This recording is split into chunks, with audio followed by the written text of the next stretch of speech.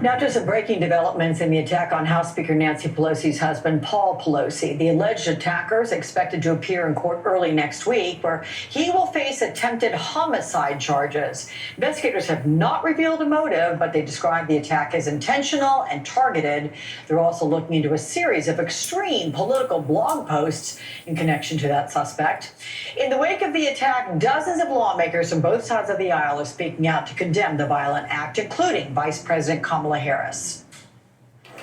I think we're looking at a time in our country where there is so much discourse that is fueled by hate and division. And anyone who professes to be a leader, I think, has to really understand the meaning and the impact of their words and their posture.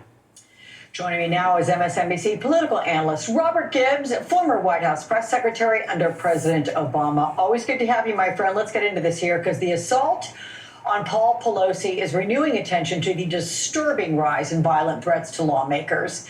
I'm curious, how different is this political environment compared to what you experienced in the Obama White House years?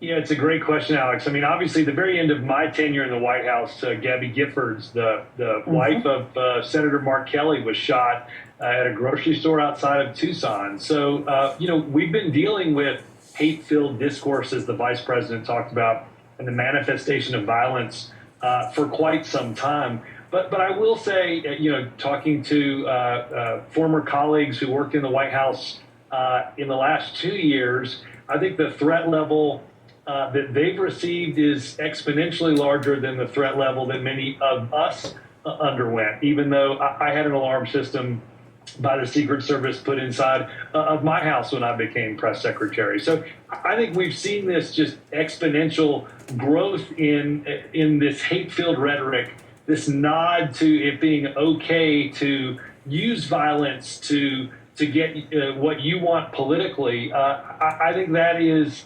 I think, sadly, Alex, we're approaching a point where we're not going to be covering an attack. We're going to be covering a death of somebody. And I think it's pretty important, too, that we say Paul Pelosi was injured during a violent attack and an attempted assassination on the speaker, because by all accounts, that looks like what happened. Yeah, and that's exactly what it's being called by many. I'm curious, with the people with whom you speak that are serving right now in the White House, what is the nature of the threats that they get? What have you been told? Well, I think you've seen it a lot in and you saw it. Look, it started in January 6th, right? There are certain people that believe that the president of the United States isn't the duly elected president of the United States.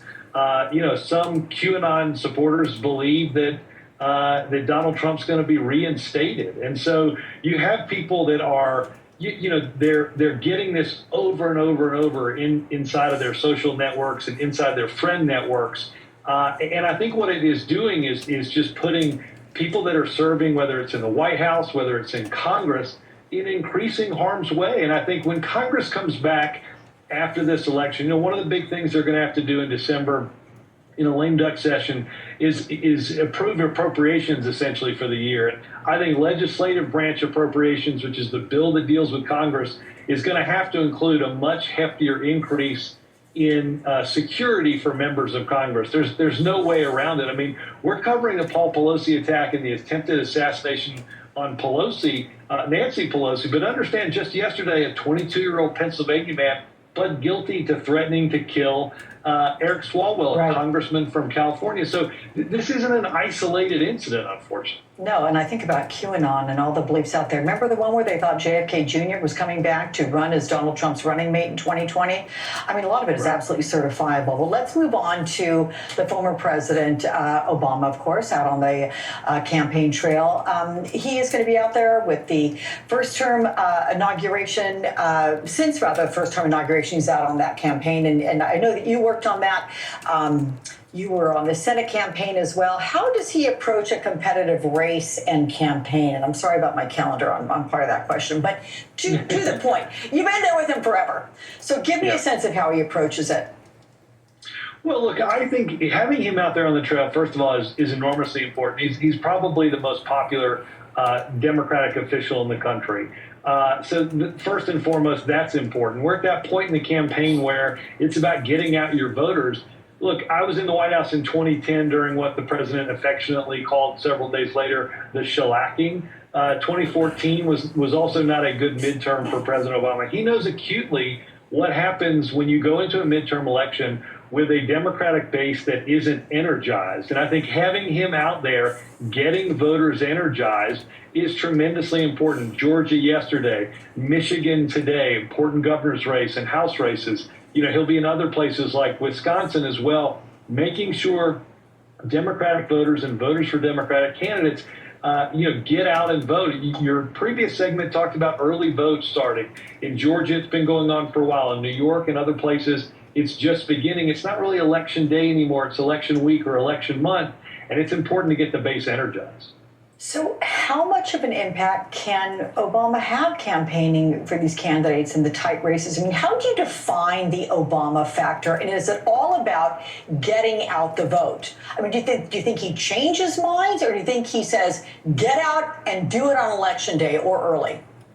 I think it's primarily that. It is primarily get out to vote. But I will say one of the things I think uniquely that a surrogate can do that a candidate themselves can't do is talk about their accomplishments in a way that doesn't feel awkward, right? And I think having President Obama out there to both talk about, say, Reverend Warnock's record in the U.S. Senate, or talk about the things that the Senate has done and the Congress have done to deal with the rising costs of living, I think are tremendously important. Reminding people what's at stake, talking about the future. I think his message has always been one of hope, and I think that's what is needed, and that's what voters need to hear in these closing days of the election. Well, the White House has certainly sharpened its focus on the economy as well as inflation here in this final stretch. Let's take a listen to White House Chief of Staff Ron Klain's response when asked if the administration should have pivoted to these topics sooner. The president's been talking about the economy and inflation all year long. In fact, his signature economic achievement this year in August was a bill called the Inflation Reduction Act. We are not coming to this economic argument late. We've been on this argument all year long. So do you agree with that, Robert? I mean, is President Biden's economic message a solid one? Is something missing in the delivery or the content? Because polls certainly suggest Republicans have the edge on that issue at this point. Yeah, look, I think what you see the White House trying to smartly do is take an election they fear will be a referendum on inflation and the high cost of living and make it a choice. That's why the president was in Syracuse this week talking about what Republicans won't do on inflation, but will do when it comes to cutting things like Social Security and Medicare. So I think he's trying to push in front of voters 10 days out a message that has them making a choice about two distinct and different visions. It's really not unlike the 2020 race. Obviously, the challenge you saw in that interview there is that there's a looming presence of the inflation challenge that the Democrats and the economy have really been dealing with for much of the year. And that's certainly a challenge that's got to be overcome. Candidates that are out there have to talk about it. I think people have tended to think, we shouldn't talk about the economy, we should talk about abortion. I think it's imperative to understand that voters can hold many thoughts in their mind at one time. They don't want to hear just about one issue.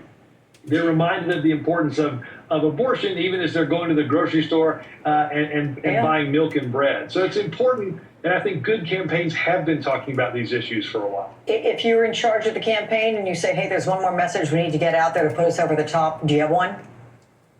Yeah, look, I think it is that contrasting message of look what we've done over the last 2 years and what we want to do, and look what the Republicans are for, right? Make this a choice between tax cuts for the wealthy and tax cuts for the middle class. Make it about cutting the prices of prescription drugs and health care against voting against doing that and investing in infrastructure. I think that plus what we've seen around important social issues like abortion, that's what I would be closing with in the last 10 days. And I think it's what you'll hear a lot of candidates talking about. Okay, Robert.